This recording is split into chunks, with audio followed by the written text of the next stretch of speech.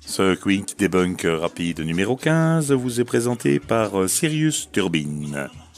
Sirius Turbine, l'homme qui a découvert les turbines dans l'étoile défocalisée Sirius avec son collègue Platrium. Et il nous dit, magnifique, parfois on arrive à compter 8 noyaux, parfois 6. En tout cas, il y a de la fréquence là-dedans. Résonance magnétique, peut-être.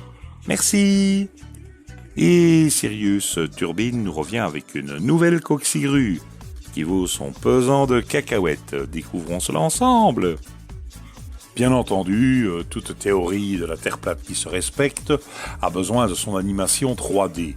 Sinon, franchement, qu'est-ce qu'on ferait sans ça ?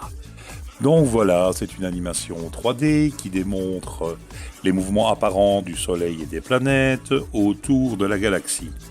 Bien entendu, il s'agit juste d'une animation 3D et pas d'une vérité scientifique comme semblent le croire nos planètes crétins. Pour rappel, l'animation n'est pas du tout à l'échelle, les planètes sont bien plus loin du Soleil que sur cette animation. Le mouvement des planètes est plus lent que sur l'animation, la Terre fait un tour autour du Soleil en 1 an, pas en moins d'1 seconde, et il est impossible de déduire quoi que ce soit de cette animation.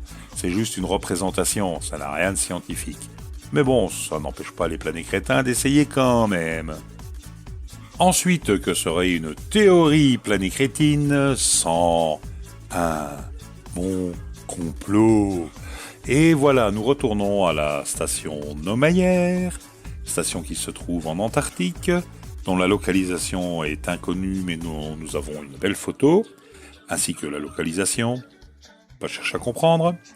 Et c'est là, bien sûr, que la science officielle nous cache les choses que les planètes crétins ne sauraient voir.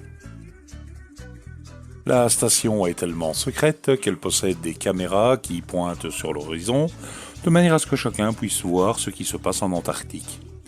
Sirius Turbine en profite pour reprendre des images du passage de la Lune devant la caméra, sur la partie gauche, et de la Lune devant la caméra, sur la partie droite.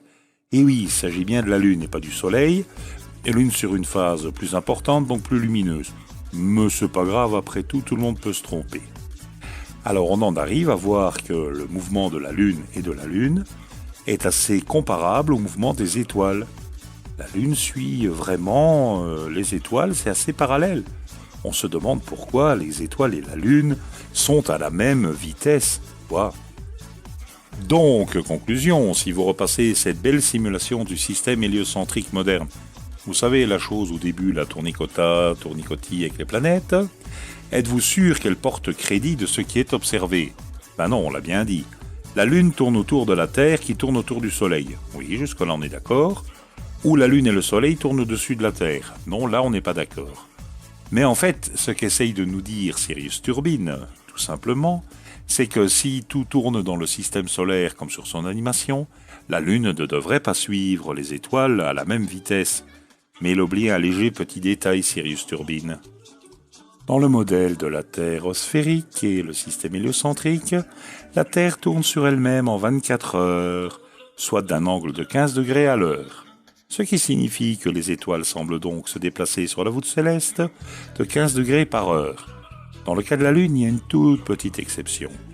Pour la Lune, dû à son mouvement propre, le déplacement apparent n'est que de 14 degrés et 27 secondes. Ce qui est totalement invisible, évidemment, sur la vidéo de notre ami Sirius Turbine. Et voilà, il suffit de se baser sur des faits connus depuis des siècles pour en arriver à la bonne conclusion. Bien évidemment, Sirius Turbine va certainement encore essayer après cette vidéo de parler de blagues, de second degré. Ce qu'il semble oublier, c'est que le banc de Méduse, appelé Planétérien, qui a laissé des messages en dessous de sa vidéo et qui l'encense, ne parle pas de second degré, ni lui d'ailleurs, ni de blagues. Donc merci de ne pas nous prendre pour des billes, monsieur Sirius Turbine. Et au passage, tant qu'on y est, au lieu d'essayer de regarder ce qui se passe à la station Nomayer et d'en tirer des théories capillotractées, essayez un petit peu d'expliquer l'éclipse qui aura lieu le 21 août, qui est une éclipse totale de soleil, dont le modèle des planètes crétins ne peut pas tenir compte correctement. Bonne chance!